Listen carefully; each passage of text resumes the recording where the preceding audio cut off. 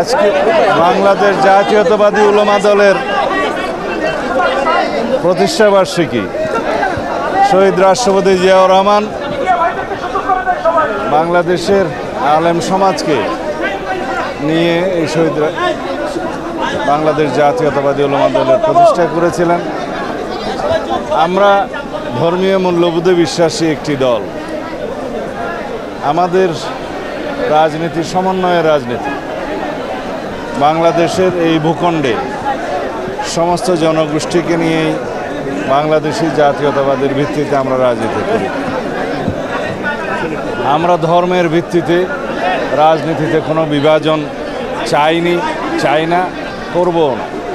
সুতরাং বাংলাদেশের এই ভূখণ্ডের মধ্যে সকল ধর্ম বর্ণের, সকল গোত্রের, সকল ভাষাভাষীর, সকল সংস্কৃতির মানুষকে নিয়ে একটা সমন্বয়ের রাজনীতি বাংলাদেশ জাতীয়তাবাদী দল করে এবং এর অংশ হিসেবে আমরা বাংলাদেশের সকল মানুষকে নিয়ে ঐক্যবদ্ধভাবে একটি সুষ্ঠু গণতান্ত্রিক চর্চা করতে চাই। বিশেষ করে 2024-এর গণ অভ্যুত্থান পরবর্তী সময়ে এই দেশের জনগণের প্রত্যাশা, শহীদের প্রত্যাশা এবং আকাঙ্ক্ষা অনুযায়ী আমরা একটি শক্তিশালী গণতান্ত্রিক রাষ্ট্র বিনির্মাণ করতে চাই। রাষ্ট্র কাঠামো সংস্কারের মধ্য দিয়ে, গণতান্ত্রিক সংস্কারের মধ্য দিয়ে জনপ্রত্যাশা অনুযায়ী আগামী দিনে একটি শক্তিশালী গণতান্ত্রিক রাষ্ট্র প্রতিষ্ঠা হবে। এই লক্ষ্যে আমাদেরকে আগামীতে বাংলাদেশে একটি জাতীয় সংসদ নির্বাচনের জন্য সবাইকে অংশগ্রহণ করতে হবে। গণতান্ত্রিকভাবে যাতে আমরা আমাদের ভোটাধিকার প্রয়োগ করতে পারি, সেই জন্য আমরা দীর্ঘ লড়াই সংগ্রাম করেছি। আজকে সেই অধিকার প্রায় প্রতিষ্ঠা হওয়ার পথে, পূর্ণাঙ্গ প্রতিষ্ঠা হবে যেদিন আমরা সুষ্ঠু নিরপেক্ষ একটি সুন্দর জাতীয় সংসদ নির্বাচনে আমাদের নিজেদের ভোট প্রয়োগ করতে পারব, জনগণের ভোটাধিকার প্রয়োগ করতে পারবে।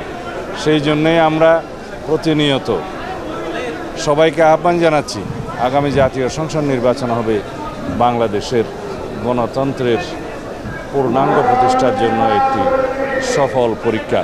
সুতরাং বন্ধুগণ, আমাদের মধ্যে যেন কোনো বিভাজন না থাকে, সকল রাজনৈতিক দলকে আহ্বান জানাই, বাংলাদেশের সকল জনগণকে আহ্বান জানাই, আমরা যেন একটা গণতান্ত্রিক প্রক্রিয়ায় উত্তরণ করতে পারি খুব সুন্দরভাবে। সেই জন্য আমরা সবাই মনোনিবেশ করি।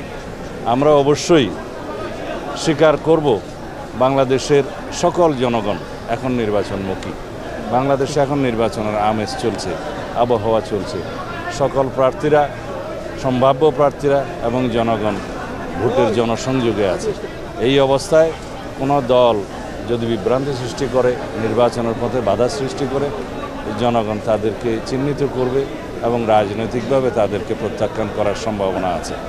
ধন্যবাদ। নিউ ইয়র্কে কয়েকটি মানবাধিকার সংস্থার সাথে প্রধান উপদেষ্টার একটি বৈঠক হয়েছে। পদ্ধতি নিয়ে আমি আগেও কথা বলেছি। পিআর পদ্ধতি হচ্ছে একটা পার্মানেন্ট রেস্টলেসনেস পদ্ধতি, যার মধ্য দিয়ে দেশে এবং বিভিন্ন দেশে এটা দেখা গেছে একটি অস্থিতিশীল পরিস্থিতি বিদ্যমান থাকে সব সময়ের জন্য এবং কোনো স্থায়ী সরকার ব্যবস্থা প্রতিষ্ঠিত হয় না সুষ্ঠু প্রক্রিয়ায়।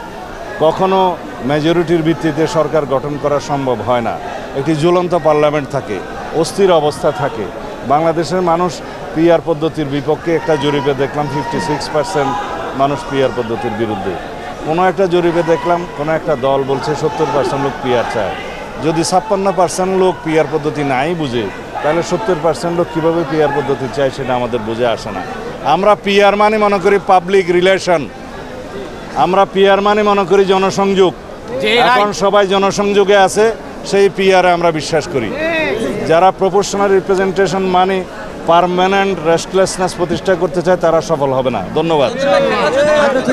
নির্বাচন বানচালের কোনো ষড়যন্ত্র